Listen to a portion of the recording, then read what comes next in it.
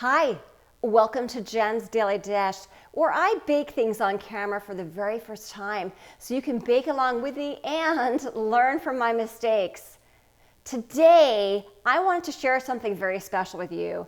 This is my own personal oatmeal cookie recipe. I add chocolate and peanut butter chips in it. I also add a whole lot of whole wheat flour. So it's actually kind of a nutritious, sort of, oatmeal cookie. Regardless, it is delicious. Can you adapt it? Heck yes!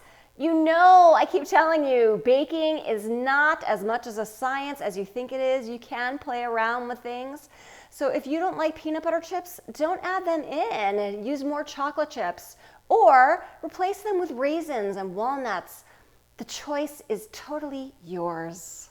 Thanks for the song request. It fit perfectly with this recipe. Can we make a better cookie with oatmeal and whole wheat flour, with chocolate and peanut butter chips on this magical cookie ride? A new cookie. I'm gonna stop because we're gonna make the new cookie right now. I have put the full recipe in the comments, but I'm making a half batch right now. So feel free to make a full batch and just know that you'll end up with double the amount of cookies, which could range anywhere from 30 to 50, depending on how big your cookies are. In the meantime, if you want to preheat your oven, go ahead to 325 degrees. Butter, dark brown sugar, granulated sugar. Mix until they are fully blended together. Add in your egg, vanilla, mix together. Mix your dry ingredients, all-purpose flour, whole wheat flour, oats, baking soda, baking powder, salt, and a little espresso powder to bring out that chocolate. Whisk together.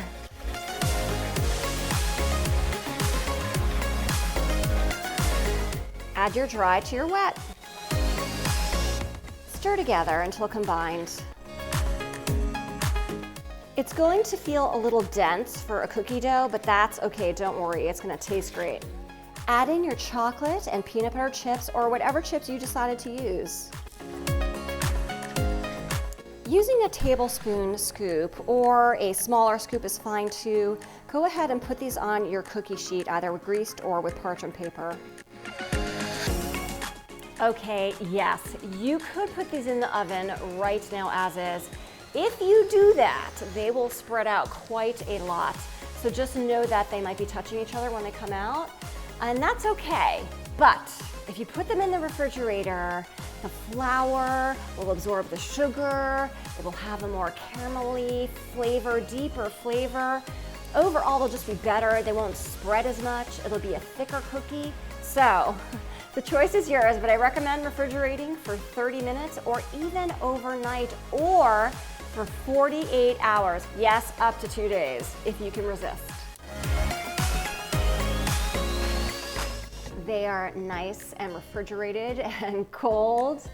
Into the oven they go for 12 to 17 minutes. They should be a light golden brown. The edges may get a little bit darker. And the middles, it's okay to take them out if they don't look fully baked. They should be a little shiny, that's okay. They're looking a light golden brown. Let's take them out. Light golden brown, the middles look a little unset, which is perfect because they're going to continue to bake a little bit on the cookie sheet. Leave them here for 5 minutes and then transfer them to cool completely if you can. Look at this special oatmeal cookie. See how perfectly round it is and how it's a little bit thick? These were in the refrigerator for an hour. They would have been even a little thicker had I let them sit overnight. So again, give that refrigeration tip a good thought and give it a try and let me know what you think. This cookie smells fantastic. I just have to say that. We're gonna break it apart. Ooh, look at that. Ah, yum, yum, yum. Lots of chocolate chips and the peanut butter chips in there as well. Yum. Let's take a bite.